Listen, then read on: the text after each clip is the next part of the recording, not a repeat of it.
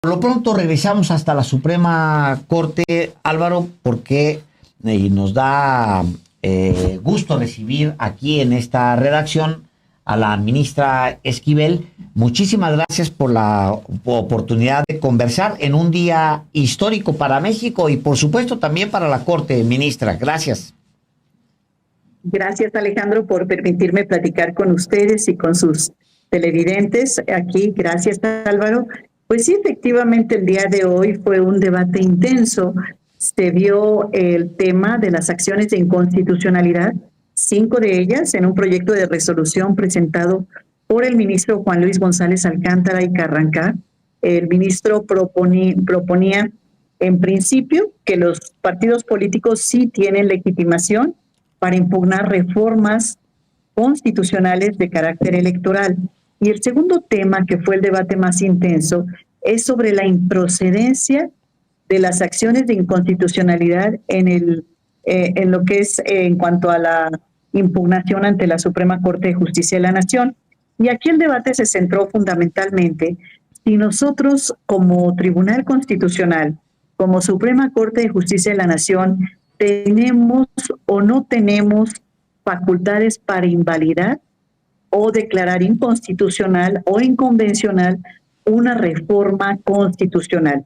De acuerdo a los precedentes que señalamos varios de los ministros y ministras en la sesión, los 5 de los presentes ya se habían pronunciado porque las acciones de inconstitucionalidad son improcedentes en reformas constitucionales. El ministro Alberto Pérez Dayán, congruente con su votación desde 2016, él dijo que las acciones de inconstitucionalidad son improcedentes. También de esa misma forma votamos la ministra Lenia, la ministra Loretta y su servidora en cuanto a que no proceden las acciones de inconstitucionalidad, de tal manera que estas se deberían de sobreseer y finalmente las acciones se desestimaron. Desestimaron significa como si nunca se hubieran presentado, porque es improcedente esta acción de parte de los partidos. Y 7 ministros consideraron que es procedente la acción y al no tener la mayoría calificada para poder invalidar alguna parte de la reforma constitucional, se determinó que se desestimara la acción porque no había 8 votos por invalidar la reforma constitucional. Así es como se resolvió el día de hoy en un intenso día en donde todas las posturas pues son muy importantes, muy interesantes. Sin embargo, pues de acuerdo a los precedentes, muchos de los ministros en una nueva reflexión votaron porque sí es procedente la acción en nuevas reflexiones. En 2016, cuando Movimiento Ciudadano y Morena presentaron una acción de inconstitucionalidad, dijeron que era improcedente. Y ahora varios de los ministros, cambiando su criterio y en una nueva reflexión, dijeron que siempre sí es procedente revisar reformas constitucionales en este tipo de acciones de inconstitucionalidad. Y bueno, finalmente se desestimó. ¿Y qué significa esto? Que la reforma judicial continúa. La reforma judicial permanece. La reforma y la Constitución son vigentes, es nuestro máximo ordenamiento jurídico en nuestro país, es el pacto federal y no puede ser revisado o analizado por los ministros y ministras de la Suprema Corte de Justicia de la Nación, toda vez que el artículo 135 en ninguna parte prevé que el Poder Judicial pueda revisar reformas constitucionales. El 135 habla de mayorías calificadas de la Cámara de Diputados y la Cámara de Senadores, así como la mayoría simple de los congresos locales, para reformar la Constitución, que es el poder reformador de la Constitución, pero nunca habla de la participación del Poder Judicial para ver si nos parece que es correcta o no, si nos parece que es convencional o no, o si nos parece que está bien o que es válida o no. Y así es como se decidió el día de hoy, en un intenso debate, y finalmente pues no se lograron los 8 votos de parte del bloque que consideraba invalidar una parte de la reforma. Se pone punto final efectivamente a todo tipo de impugnaciones contra lo que ya está en el texto constitucional, que va a seguir en la ruta prevista en el mismo. Pero todavía hubo de último momento un intentona de la presidenta de la Corte, Norma Piña, por tomar del texto constitucional vigente una norma para tratar de adaptarla a su interés, que al final fracasó. ¿Qué intentó Norma Piña con el tema de los 6 votos, ministra? El planteamiento que se puso después del receso, tuvimos un breve receso y reiniciamos a las 4:30 las actividades del Pleno. Y el tema que se puso sobre la mesa es que para invalidar la Constitución, pues ya no se iban a requerir 8 votos, sino únicamente 6, porque es lo que señala el texto de la reforma al Poder Judicial. 6 votos. Entonces, afortunadamente, esa propuesta de que 6 votos se invalidara la Constitución, ya no con 8, sino con 8 ya es muy grave invalidar la Constitución, pero más grave hubiese sido con 6 votos. Una gran irresponsabilidad. Afortunadamente, no se dio ese paso, únicamente se determinó que se requerían 8 votos, y al determinar que se requieren 8, el bloque que opinaba por invalidar la Constitución únicamente alcanzaba 7. Ese fue el tema. El siguiente intento fue invalidar con 6 votos, porque efectivamente la Constitución dice con 6 votos, pero con una integración de 9 ministras y ministros. Claro. Pero con la integración de 11 que tenemos el día de hoy, pues definitivamente se requieren 8 votos por la integración de 11. Eso es evidente, que es las 2/3 partes. Y así es como se resolvió, se decidió, y finalmente esta es la resolución. Tenemos reforma judicial, vamos hacia este proceso los mexicanos, las mexicanas, esta forma diferente de nombrar a los jueces, a los magistrados, a los ministros.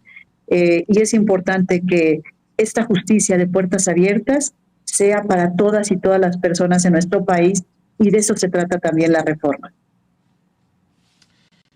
¿De qué tamaño son las presiones que pueden llevar a un ministro a... Al final eso tiene un nombre, al menos en mi rancho se le llama marrullería, tratar de interpretar a modo la reforma con con una Suprema Corte de 11, cuando claramente ella sabe que se refiere para la mayoría calificada 6 cuando son 9, que es lo que plantea la reforma. Pero la gran pregunta es, ¿de qué tamaño es la presión que debe sentir y de dónde viene la presión? Le preguntaría, ministra Esquivel, como para que Norma Piña e incluso otros de los ministros intenten recurrir en el máximo tribunal de justicia de la nación a una marrullería para aprobar lo que no pueden aprobar con votos,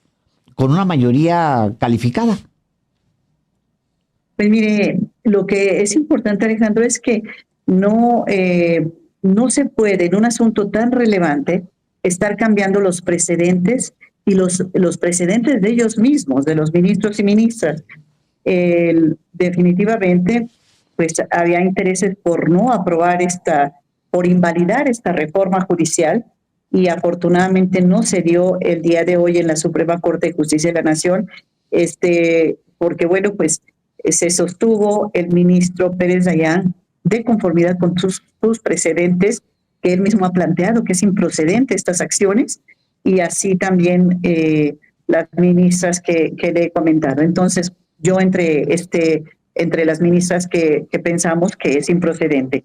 Definitivamente este es un tema de la mayor relevancia, porque lo que se pretende con él es tener una justicia al alcance de los mexicanos.